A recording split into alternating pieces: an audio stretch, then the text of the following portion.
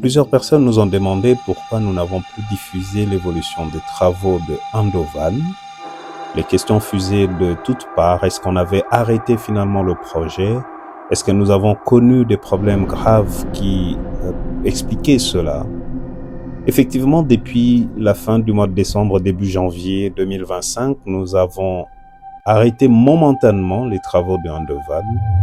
Ensuite, nous avons repris.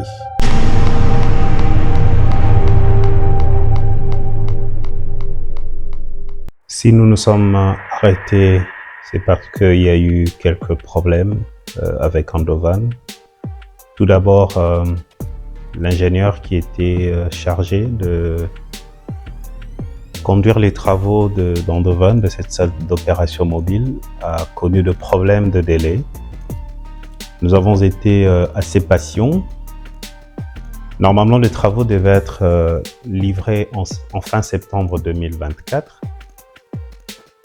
Mais arrivé au mois de décembre, on avait un ralentissement important et malgré toute notre insistance, les travaux n'avançaient pas. On était donc devant une impasse et malgré qu'on ait tout payé comme droit en ce qui concerne le service et qu'on ait honoré le devis qu'il avait fait, on était même allé au-delà.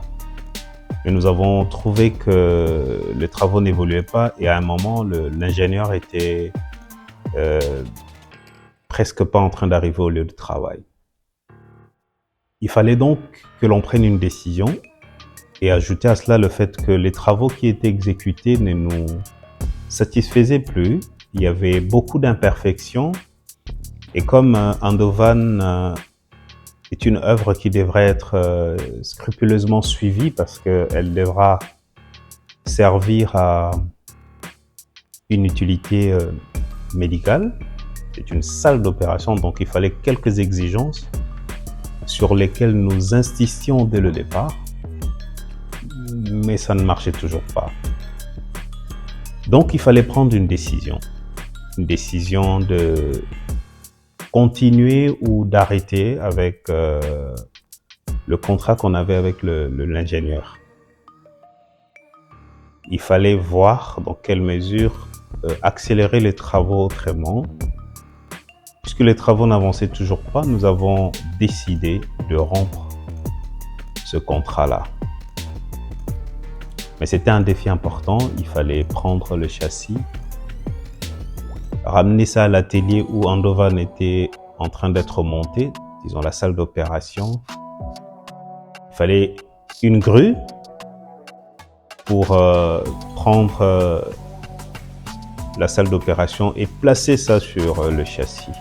Nous nous sommes rendus compte que cette salle d'opération était trop lourde parce que nous avons utilisé du matériau lourd, c'était essentiellement en métal, en fer.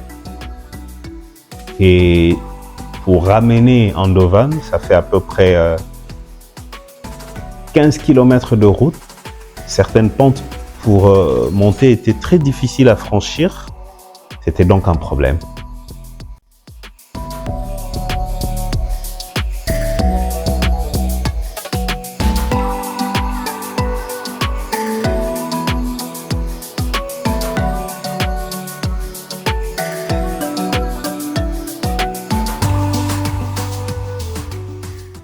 Comme nous étions engagés à porter ce projet jusqu'au bout, il fallait retrouver une autre cabine avec châssis qui allait supporter la charge de Andovan. Ce qui a été fait. Nous avons trouvé un châssis beaucoup plus costaud et comme les dimensions de la plateforme de la salle d'opération n'étaient pas les mêmes que pour le châssis qu'on venait d'acquérir, il fallait refaire des travaux au niveau de cette plateforme pour que les traverses de la plateforme puissent correspondre à celles du châssis et que des fixations soient efficaces pour que cette salle d'opération repose de manière stable sur ces châssis. Nous avons donc décidé de travailler à la maison. Il fallait faire appel à d'autres techniciens des corps de métier pour finaliser ce travail. J'ai l'avantage d'avoir travaillé dans le domaine technique depuis que je suis tout petit. Dans notre quartier, c'était au Congo central, à Matadi. Nous avions un aîné dans le quartier, il s'appelait Albert, on l'appelait Yalbert. Et moi, j'étais tout le temps à côté de lui. Il réparait carrément tout. Il réparait des récepteurs radio, des téléviseurs, des montres, des fers à repasser, des réchauds.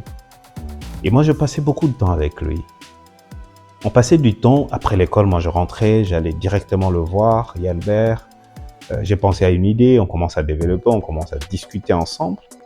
J'ai été dans ce milieu et sur le plan technique, ça m'a permis d'avoir beaucoup de choses.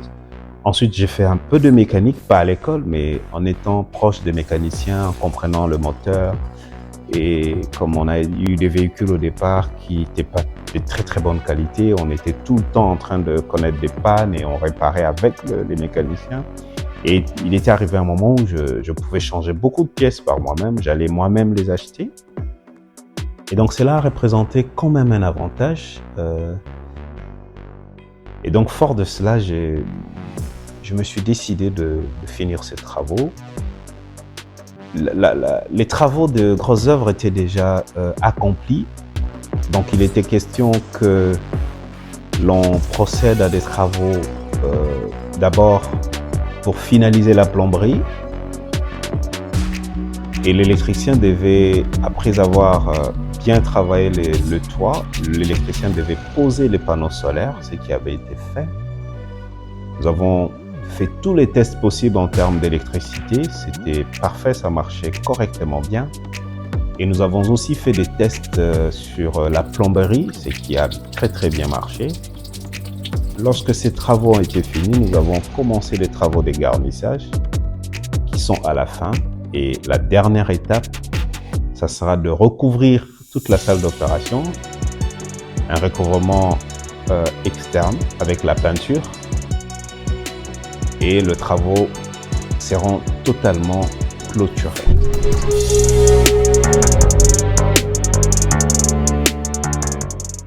Fondation d'Amy Berlinde.